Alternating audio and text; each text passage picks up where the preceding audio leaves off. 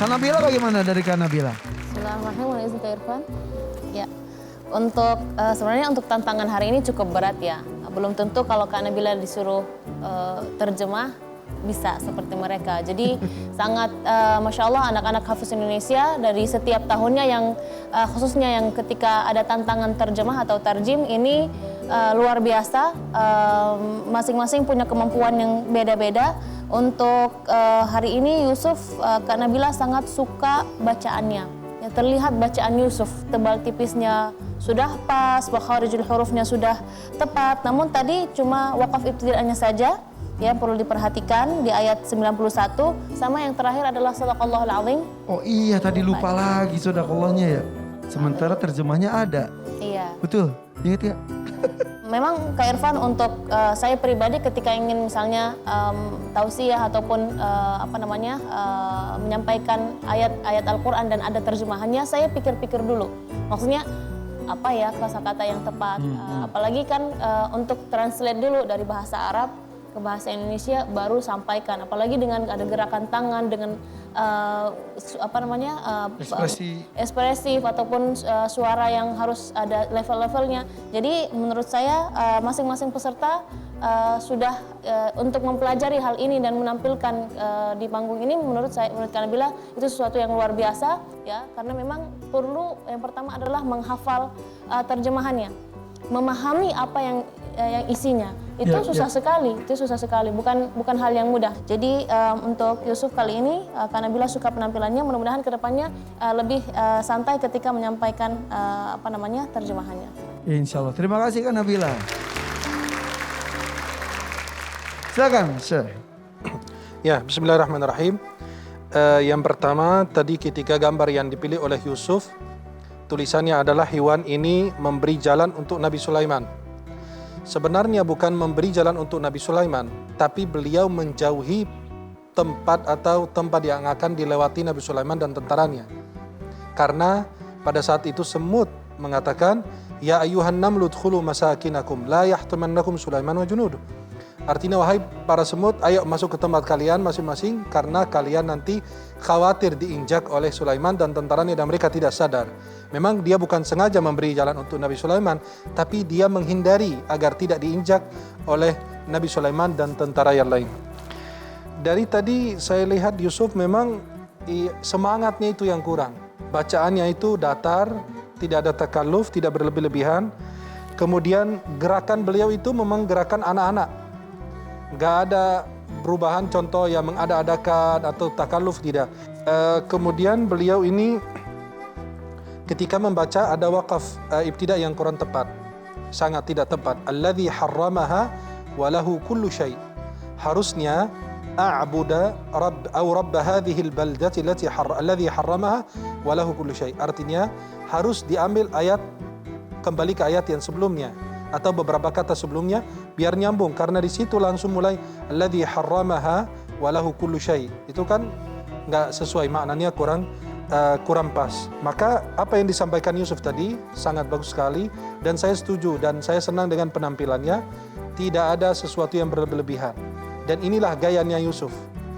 Beliau tidak mau buat-buat sampai ketika dahsyat, ketika membaca syaitan tidak ada godaan, udah terkutuk langsung dia, nggak pakai godaan langsung gitu.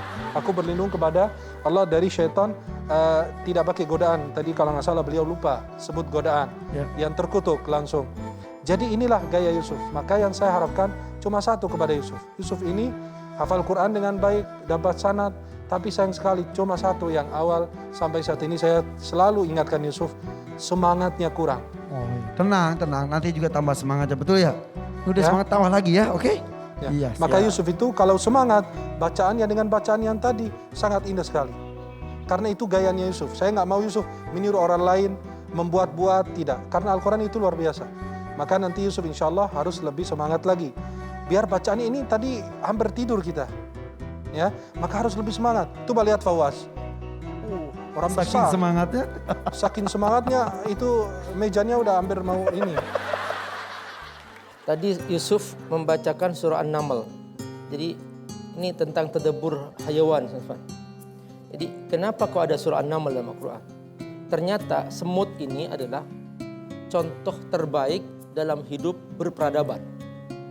Jadi cara berbaris semut, cara mengangkat barang itu semut luar biasa. Sampai ada istilah, ayo kita semut. Jadi kerapian ikut komando, ayo masuk ke lubang ketika Nabi Sulaiman mau lewat. Terus yang paling nampak adalah rumah semut, Kak Irfan. Jadi rumah semut ini rumah yang paling canggih.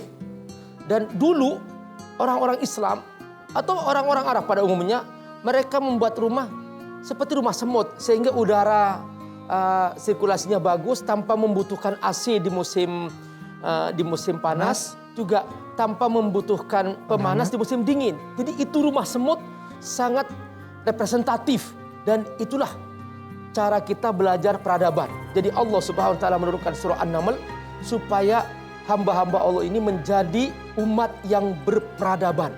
Karenanya ilmu pengetahuan muncul dari kalangan umat Islam yang sekarang dinafikan. Padahal sebenarnya nih dalam sejarah umat manusia setelah Dark Age, zaman kegelapan di Eropa, itu tidak langsung resen kebangkitan pengetahuan, enggak. Ada zaman Islam. Nah ini yang mencerahkan gitu. Hanya dalam history of the world, dalam sejarah dunia dihilangkan. Yes. Karena ada kebencian terhadap Islam. Betul. Nah itulah dia. Jadi umat Islam adalah umat yang berperadaban, yang mencerahkan, yang membawa ilmu pengetahuan sampai sekarang secanggih ini, itu semua karena umat Islam. Dan sejarah itu dihilangkan di bagian itu. Ya. Bahkan ilmuwan-ilmuwan muslim pun diganti namanya supaya ke barat-baratan. Benar. Seperti itu ya. Dan ada kalimat di dalam surat An-Naml, la yahtimannakum Sulaiman wa junud. Kalimat la yahtimannakum dalam bahasa Arab itu sesuatu yang pecah. Gelas pecah. Bagaimana semut menggunakan kata la yahtimannakum, berarti ada yang pecah di situ. Sedangkan ini cuma sekedar semut. Ternyata ketika diteliti secara ilmiah, di punggungnya semut itu ada lapisan kaca. Maka kalau diinjak pecah. Dan itu Al-Quran sedetail gitu memperhatikan dan menggunakan kata la yahtimannakum, bukan la yaqtulannakum. Bukan hanya membunuh, menginjak kalian, tapi menggunakan kata yang tepat. La yahtimannakum. Kata tahtim itu untuk sesuatu kaca. Gelas kaca, piring kaca, itu kalau jatuh pecah. Itulah Al-Quran. Dan semua ayat-ayat, semua harakat di dalam Al-Quran pasti penuh dengan makna. Dan secara detail tersusun luar biasa. Masya Allah. Terima kasih Dewan Juri, luar biasa sekali. Semakin takjub, bangga dan bersyukur.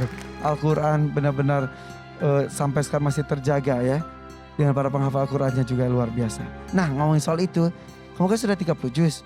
Berani nggak kalau Dewan Juri menguji dengan sambung ayat random? Coba ya, coba aja. Coba bukan dulu maskernya. Dewan Juri boleh? Ayo tes hafalannya di luar penilaian ini. Coba silakan. Orang tua juga kalau mau boleh ya. Oke.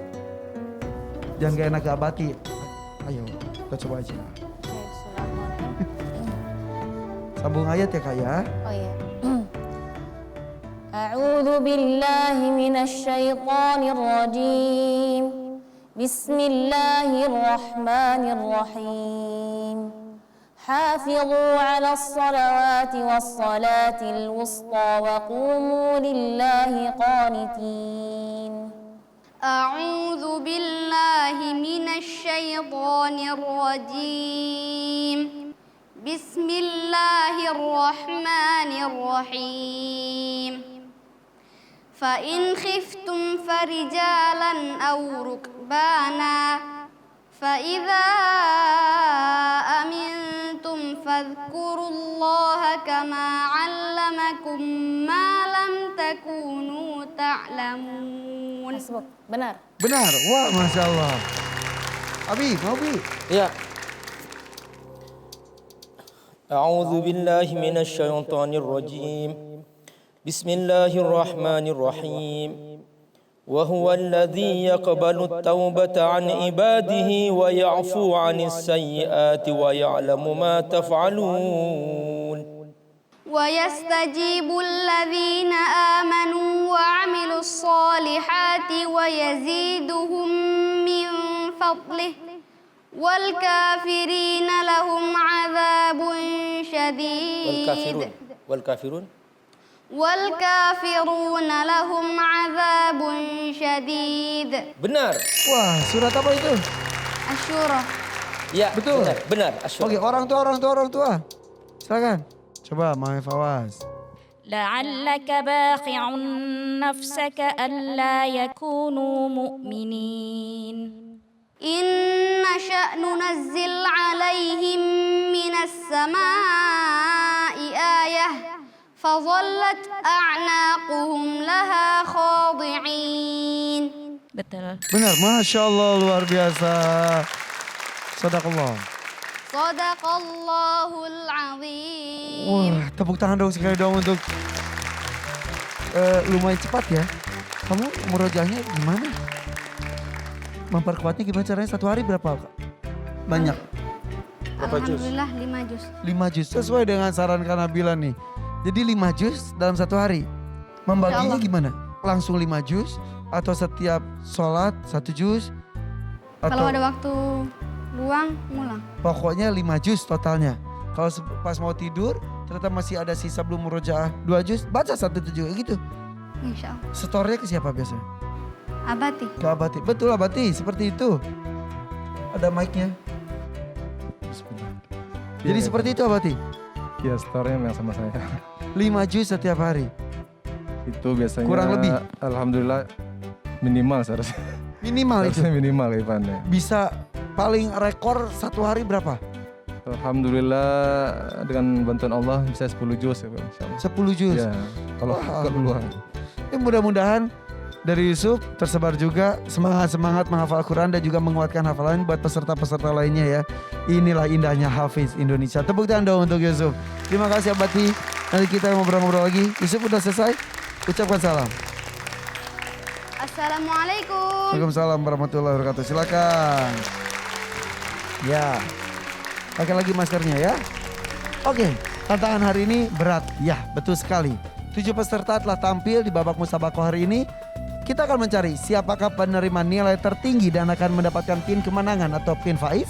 Dan siapa pula penerima nilai terendah yang akan pulang. Jangan kemana-mana, tetap di Hafiz Indonesia 2021. Cinta Al-Quran.